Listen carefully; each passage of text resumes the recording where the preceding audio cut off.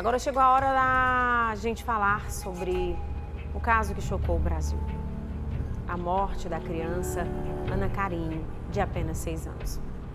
Eu confesso que, ao tocar neste assunto, meu coração já acelera, meu estômago chega a embrulhar.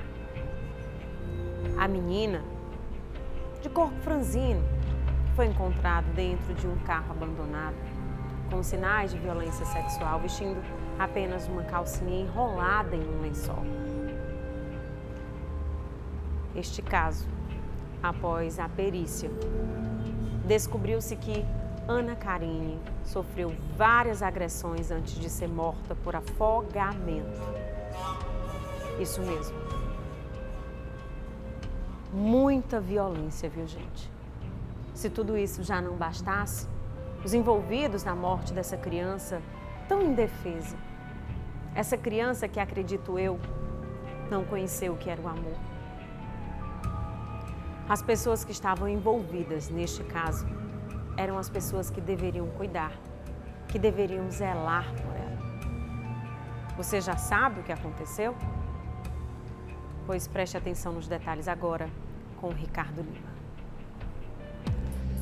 A entrevista coletiva que detalhou as investigações sobre a morte da pequena Ana Carine terminou no início da noite aqui no Centro Integrado de Operações de Segurança, o CISP, onde compõe também o prédio da Secretaria de Segurança Pública e Defesa Social. O que a perícia concluiu, juntamente com as investigações, é que a criança foi estuprada e depois morta por asfixia por afogamento dentro da casa onde essa criança morava. O exame microscópico realizado pelo patologista, ele pôde detectar que houve de fato afogamento, né? A causa da morte foi afogamento por água doce, né? Ali com resquícios de sujidades, provavelmente da contaminação da água, e havia ali naquele pulmão uma hemorragia característica, né? De ser uma hemorragia de um certo tempo, até 24 horas antes da morte, ou seja, antes do afogamento. Significa que essa vítima ela foi agredida, ela foi brutalmente agredida antes de ser afogada.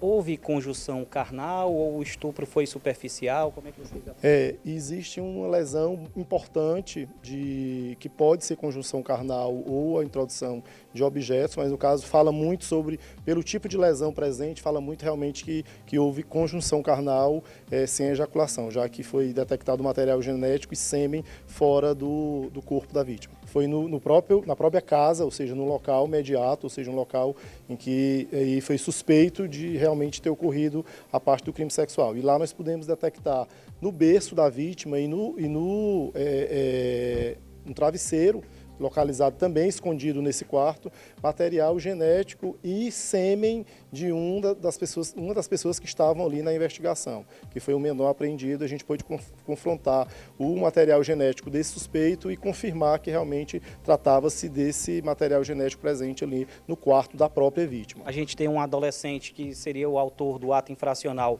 apreendido, a tia presa. Qual a participação dela? De que forma eles serão implicados a partir de agora? Olha, a nível indiciário, nós temos que o adolescente praticou o crime sexual, certo? E possivelmente também os próprios atos do homicídio, as lesões na altura do estômago e o próprio afogamento. E essa tia-avó da criança, a princípio, igualmente, ajudou a ocultar o cadáver, praticou também os crimes de falso testemunho, fraude processual. Isso não impede que, ao final da investigação, por ocasião do relatório final, a gente conclua que ela tenha participação igualmente nos crimes de homicídio e de estupro de vulnerável. Inicialmente, ela teria negado, teria ocultado o cadáver, tudo para proteger o adolescente, que certamente seria ameaçado ou até morto pelas organizações criminosas que atuam na região? Ela nega veementemente o fato, sendo que a versão que ela apresenta, aliada aos outros depoimentos que foram colhidos, é repleta de contradições. Por exemplo, o depoimento dessa senhora no sentido de ter saído a um posto de saúde, em direção a um posto de saúde para buscar uma medicação, não esclareceu que horas efetivamente saiu, para qual finalidade ela foi a esse posto, né? Nós temos uma tese, se assim eu posso dizer, que essa medicação eventualmente pode ter sido na verdade, para a criança que foi vítima e não para a neta dela, que a acompanhou nessa diligência no posto de saúde. Temos diversas contradições no próprio depoimento dela e de outros populares que realizaram as buscas no local, no sentido de que ela, a tia-avó, na verdade, não participou de busca alguma, adotou uma conduta absolutamente inoperante, passiva diante das buscas que eram realizadas, né? Inclusive, em determinado momento, ela quis negar que as pessoas fizessem uma busca na casa dela, né? Impediram que essas pessoas entrassem no quarto onde, em tese, ninguém poderia entrar, não se sabe por qual razão. Então, nós entendemos, nesse momento da investigação, que sim, que ela realizou essas condutas com o objetivo de livrar, se assim eu posso dizer, o adolescente que efetivamente cometeu o ato infracional. Mas é importante a gente destacar que essa foi a deflagração da primeira fase dessa investigação, a fase que se baseou nas constatações de local de crime, constatações periciais, né? Nas investigações que foram conduzidas até agora, mas as investigações vão continuar por parte da Polícia Civil e por parte da perícia forense, porque nós temos ainda diversos outros fatos a apurar e a concluir todas as circunstâncias da morte e de tudo que sucedeu ali após a morte, ocultação, em qual momento houve esse afogamento, desde quando aconteciam esses abusos, né? Então tudo isso é objeto das investigações para que a gente consiga realmente aí descortinar, né? Apresentar para a sociedade todas os pormenores e todas as circunstâncias aí que culminaram na morte da criança de 6 anos. O detalhe é que o adolescente de 14 anos e a tia-avó de 56, a dona Antônia Ferreira de Souza, eles negaram piamentemente a participação no crime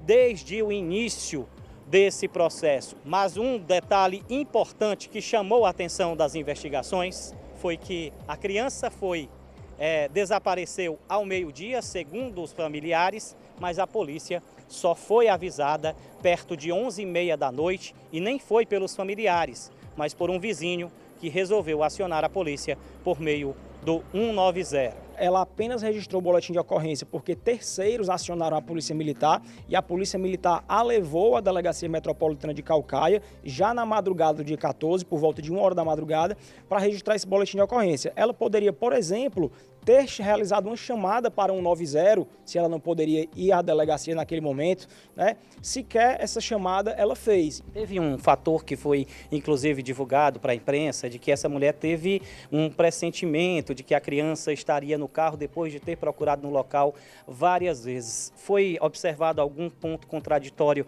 nesse argumento? Ela chegou a comentar isso durante os depoimentos?